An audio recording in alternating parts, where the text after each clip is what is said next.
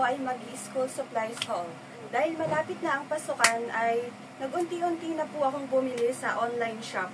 And dahil nag-enjoy ako sa pamimili, ganito na siya karami. And eto pa. So, let's start. Ito yung pinakamatagal na dumating sa akin. Kaya medyo natagalan din ako bago ako makapag-vlog. Kasi may last week na May is umpisa na akong bumili. And ito yung last na nabili ko. Mag-start tayo sa mga napamili ko. May pa lang, nagsimula na akong bumili ng school supplies nila. And ang inuna kong bilhin is yung uniform. Ayan siya, suot siya ng anak ko. Then, bumili na rin ako ng mga socks nila. Ayan siya. And ito. And bumili na rin ako noon ng bag nila. But, medyo manipis kasi siya and sabi ng teachers nila is marami silang gagamitin na notebook. So, bumili pa ako ng panibago dito. So, ito yung una kong nabili. Ito yung sa bunso ko. And ito yung sa panganay ko. So, nagtataka kayo bakit sa cellphone ko siya pinapakita. Kasi po, sa Nueva Ecija pa lang po, ay binili ko na po ito. But currently, nung June 2 po is, nagpunta po kami dito sa Montalban, sa side ng daddy ko, and kay Sandra, para magbakasyon po kami. So, habang nagbabakasyon kami is, paunti-unti, naipon ko yung sweldo ng aking partner. So, nag-unti-unti na akong bumili ng gamit nila. So, simulan na natin dito kasi nga, hindi ko na siya mailagay sa bag. Hindi ko alam kung paano ko ito iuwi. Sobrang dami niya. And, dito rin talaga ako pinaka-excited kasi super, super, super cute nito. Kung alam niyo yung Aqua Flask nagsabi ko ng brand. Basta yung mamahalin na tumbler, and ito, mura lang siya, around 390 pesos. Eh yun kasi, yung isa, parang aabot siya ng 1K plus. Eh, same lang rin naman. So, eto na lang yung binili ko. And wala rin naman ako pambili ng mahal. So, eto yung sa panganay ko. Bumili ko ng mas malaki sa kanya kasi nga, mas malakas siyang mag-water. Kaya, ayan, eto ang wish niya. Gusto niya itong mas malaki. And, siya rin ang pumili ng color. And, eto naman yung sa bunso ko. Wait, nakasupot pa pala. Yan. Sobrang hilig niya kasi sa purple and pink. Kaya ito yung napili naman niya. Ayan siya guys. So, alam mo ang kainaman dito kasi free na yung silicone boot and paracord. Hindi mo na siya bibili ng magkabukod. Ayan, complete set na siya. Ano, o diba? Napaka-cute. And may name pa nila. So, hindi siya mawawala, or if ever na ma-misplace nila, walang pwedeng mang-angkin sa ibang estudyante kasi nga may pangalan nila. Yun din yung nagustuhan ko. May previous tumbler na sila, pero kasi gusto ng panganay ko is yung mas malaki pa. So, yung luma nilang tumbler is ibibigay ko dun sa mga pinsan kong mas maliit kung gusto nila. And eto siya yung kulay green and kulay purple. Tapos, maganda rin to kasi umaabot rin siya ng 12 hours or more na malamig yung tubig. And eto, simulan na natin yung nasa loob ng box. And guys, sira na yung box. Eto yung shoes. PE shoes siya, guys. Ito yung kanino to? Sa bunso ko. And ito naman yung sa panganay ko. Kasi mahilig akong bumili ng magkamukha silang gamit. Parang lang, ang cute kasi tingnan. And ano pa? Ano pa? And ito, black shoes. Yan. Ang binili kong black shoes nila is yung rubber. Yan. Kasi guys, doon sa barangay namin is, ano siya maputik, ganon. Tapos minsan kasi, excited yung panganay ko umuwi. Naglalakad na siya, hindi niya ako hinihintay na sunduin ko siya ng motor. So, hindi ko rin sila pwedeng bilan ng leather shoes kasi nga, mabilis lang din masisira. And ayan siya guys, oh. Sobrang tibay nito. Parang, last year, eto ganitong tatak lang bibinili ko. Ganito lang. And hanggang ngayon, buong buo pa siya. Sobrang tibay niyan. Ayan, oh.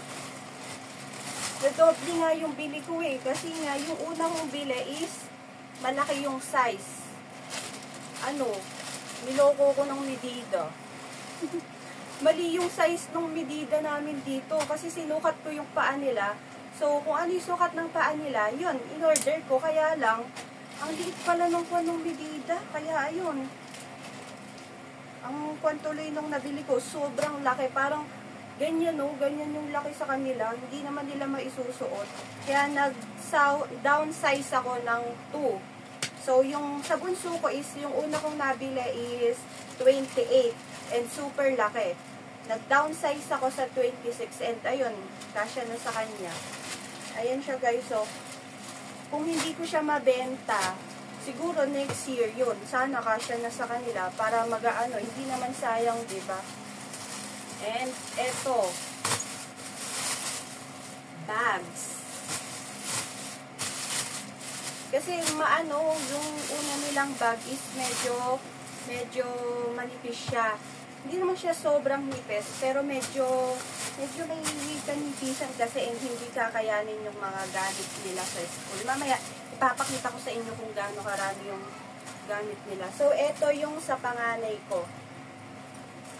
14 inches siya and ang nagustuhan ko dito is marami siyang compartment. Ito yung first compartment. May organizer pa siya dito Ang ganda. Tapos ito yung second compartment. Ayan siya. Kasi yung panganay ko mahilig niyang iuwi yung mga yung mga activities. Di ba yung mga activities ngayon sa school excuse me. Ang mga activities nila is more on photocopy na. So, inuuwi niya yon para nakikita ko kung ano yung ginawa nila sa school. And ito yung main na loob. Ang kapal nito guys, kaya ang ganda. Mas mahal siya ng konti dun sa nauna kong binili. Pero worth it naman and gustong-gusto nila to. Ito naman yung sa bunso ko. Kung mapapansin nyo, magkamukha na naman. Yes, kasi parehas nilang gusto yung Frozen. Magkaiba lang yung color. Mahilig kasi sila sa pink and purple. Para girl na girl, diba? Ito naman yung sa bunso ko.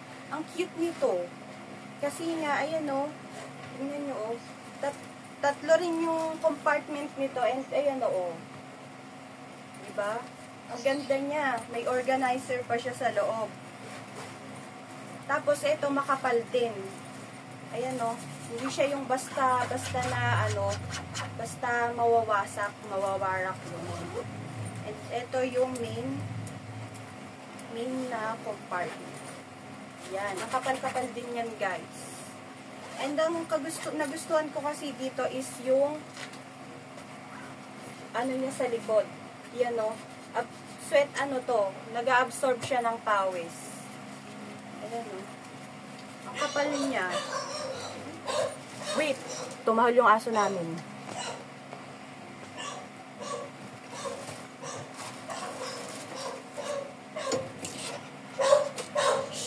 Wala na-stop. Shopee ko pala guys, dumating. Ayan. So, tapos na tayo sa bags.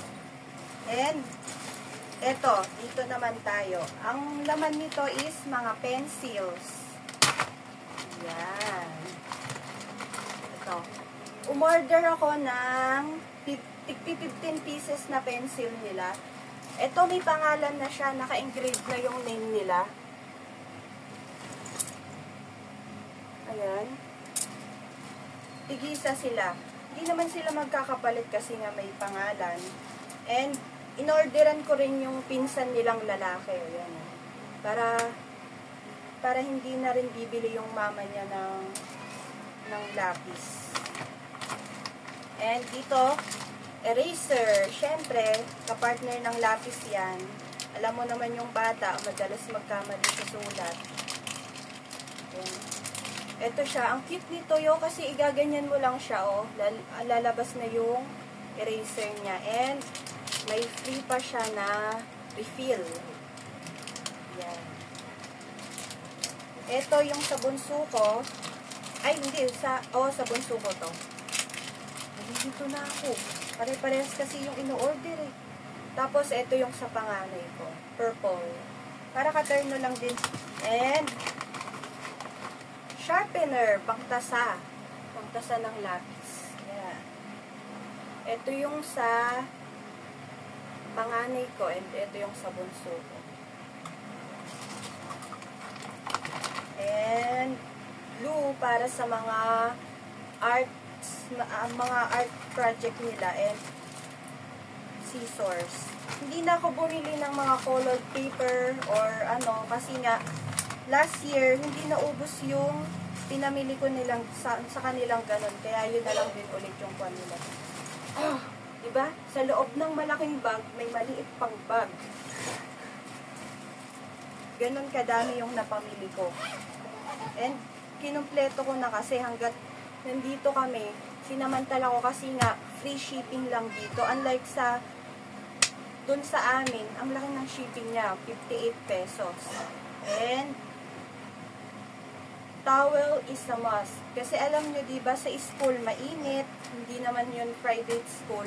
So, mainit talaga. Kailangan nila na towel sa likod para ma-absorb yung pawis nila. And socks.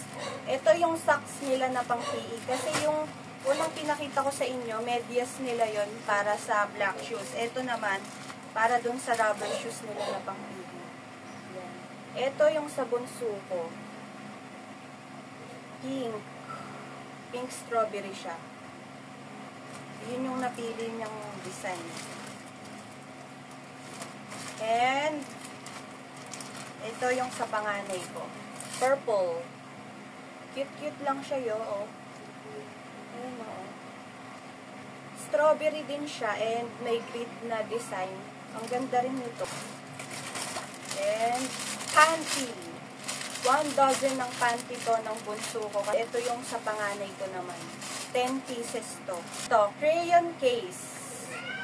Sa loob niyan, andito yung kanilang crayons. 16 pieces yan. Bumili ako ng crayon case kasi nga, alam niyo naman yung box, diba? Katagalan, nasisira na yun and napupunit. So, yung crayon, kung san-san na lang nakakarating. Ang makmak. Ito yung sa bunso ko and ito yung sa panganay ko. White sando, yan. Para sa bunso ko lang to kasi yung sa panganay ko, bago pa yung kanya eh. Andun siya sa bahay. Bagong-bago pa yung kwan. Dahil hindi na rin ako bumili. And ito yung papel naman. Pang grade 3 tong asa likod and pang grade 1 tong nasa harap. Kinder yung anak ko, so pang grade 1 yung paper niya. Para mas malaki yung ito, yung lines. And ito, lapis. Ito yung una kong in-order. Kaya lang, hindi ko siya nagustuhan kasi bawat tasa mo, napuputol yung kwan niya, napuputol yung pinakalapis niya sa loob. Kaya ano, 1 box pa na may binili ko. Buti na lang, mura ko to nabili. Kaya hindi nakakapanghinayang ng kwan. And eto pa. Expandable envelope. Lalagyan lang to ng mga art materials nila. Buo pa kasi yung isa doon, kaya isa lang yung binili ko. Yung sa bunso ko lang yung nasira. Yung sa panganay ko, buo pa siya. Kasi nga, madalang lang naman sila magdala ng art materials. Kasi nga, ano na sila, more on writing, ganun. And last, ito na po yung last na laman ng bag is, notebooks. Yan. Big notebook pa yung gamit nila. Right, wait, ang bigat. You know, ang dami. Ito yung sa panganay ko. 11 pieces ata to sa pagkakaalam ko, or 10. Pero ang kailangan lang nila is 9 pieces. So, nagpasobra ako ng isa kasi yung kasi ano may times na malakas magpa-quiz yung teacher. Last year kasi, sakto lang yung binili ko and naubusan yung panganay ko. Kaya ayan, nagpasobra na ako ng isa. Isa lang naman yung kwan nila, yung quiz. Yun lang malakas sa kanila. 1, 2, 3, 4, 5, 6, 7, 8, 9, 10. 10 pieces yung notebook ng panganay ko. So, dito pa lang, magkano na to? Ang mahal-mahal kasi ng big notebook ngayon. Mula kinder siya hanggang grade 3. Ganito yung gamit niyang notebook. Nung una, ang binibili ko sa kanya mula noong kinder siya is Pandayan na brand. Eh ngayon, ang mahal-mahal na siya, kaya naghanap ako ng medyo mura. Ayan o. Gusto ko kasi plain colors lang para mas maganda siyang tignan. And kakabitan ko na lang to ng subject label. Halimbawa, math, English, ganon. Tapos, ito yung sa bunso ko. 6 pieces na big notebook. Imagine, ganito kadami yung dadalhin nilang notebook sa pagpasok, di ba? Tapos, paglalakarin ko lang sila, parang ang hirap. Kaya, sinusundo ko sila, hatid sundo ko sila ng motor. May motor kami, yung sidecar. Yung nakikita nyo po sa vlog ko na pinanggagala namin, yun po yung sakay namin. Kung saan na nakarating yun, di ba? And, yun po, lahat ng aking napamili. So, dito na tayo sa exciting part. Sa mga nanood po ng complete na vlogs ko, ang makahula po ng price or kahit hindi naman exact, basta yung malapit lang, magpapa-Gcash po ako ng 100 pesos. Yes po, 100. Kasi yun pa lang yung afford ko. Parang 'di ba? Kasi yung iba, nag-i-skip sila ng video. So, para sure ko na hindi kayo nag-skip, and hindi ko rin pinakita to ng buo, para mahulaan nyo kung ano talaga yung presyo. Kaya hindi ko sinabi. So, anong date ba ngayon? July 6 siya, di ba? Mga 10 days. Magbigay ako ng 10 days kung sino ang makahula. Magre-reply po ako sa inyo and yun po, sesend ko po sa inyo yung 100 pesos kung sino yung makakahula. Isa lang po, yun lang po kasi afford ko eh. Baka malay nyo po sa susunod kapag mas marami na akong views, yan, makapagpa tayo ng mas malaki-laking prize. So, yun lang guys. Bye-bye!